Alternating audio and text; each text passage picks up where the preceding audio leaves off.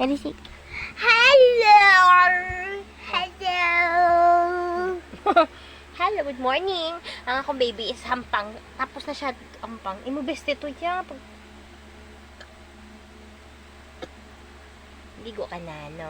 Malakat ka mo ni mami? Yes! Actually, malakaw sila. Actually, kuyog ko. Pero kay kuyog means will join. But I don't want to join because it feels boring naman, no? Kung hindi man siya, syempre. Okay man sila kung di ko magkuyog. Pero, syempre, dito na lang ako sa balay. Kasi sige, sunod-sunod, tulod-tulod sa cart, di ba? Dito na lang ko. Tagapanglabamang ko. So, si Faith na lang. Dalo na lang ako no si Faith. Kung sige, dalaan nyo na lang si Faith. Kaya para mag-enjoy siya sa malagaw sa. Malagaw sa.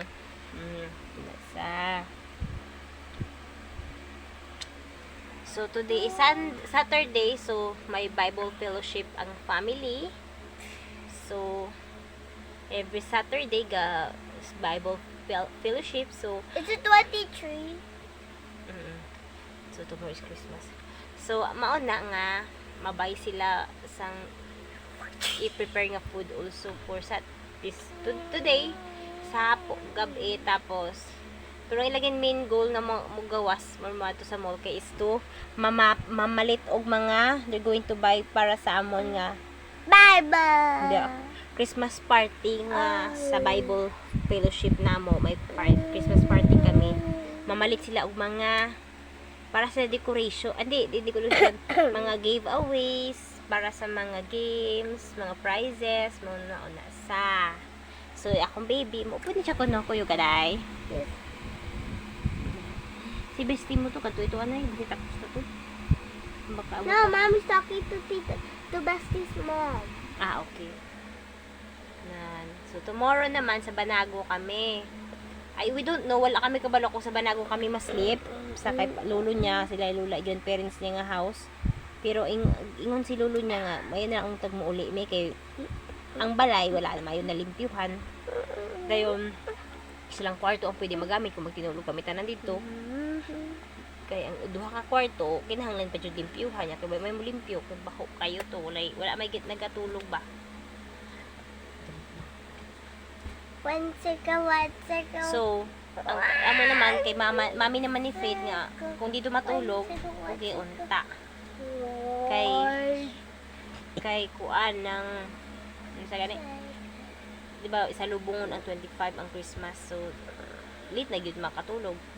Pero kay ingon sila nga matulog ulit na lang. So, okay man pud mo ulit na lang. 'Di ba? Mo going home na lang ta diri. Busy kayo pag December. Last Christmas, I gave you my gap. And then the very next day, you got foul tap. Abo say mo. This year, Ano? to save it from tears, I gave it to someone restful. Palagpot lang. No, Restful man. Ano restful ka dyan? restful like sweet like this. Maybe like that. So, moto, tapos, kanisa, gusto ko ligo na. Pero, yung mama, yung lula dito, kugihang mami, busy pang prepare sang mga prizes, o giveaways para ihatag sa amuhang home, family, or members, or, ang tawag na sa Bible fellowships naman yung members mag-party, diba? So, busy. So, mamalit sila unyad o mga kulang para idugang sa mga prizes. Si Ate Bilin na kay kapang laba. Ay, ba? Balhas na. Sweaty.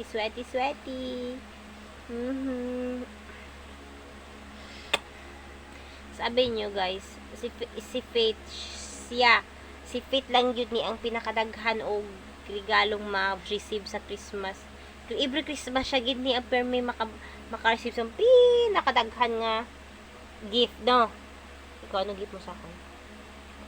Ano gift mo sa akin? Ano, what's your Secret. Wala ka gift sa akin. Secret. I know, ikaw ba nakakuha sa name ko? Pero, besides nga ikaw nakakuha sa name ko, Ano pa? Do you have another gift for me? Ha, wala. Katulad kay bunot-bunot. Nakabunot na ako. Ah. Thank you. Baligo na niya ako, princess. Update Mama's ko na. squishing me. Yeah, I like squishing you. Thank you. Bye-bye. Na. Oh. Baby.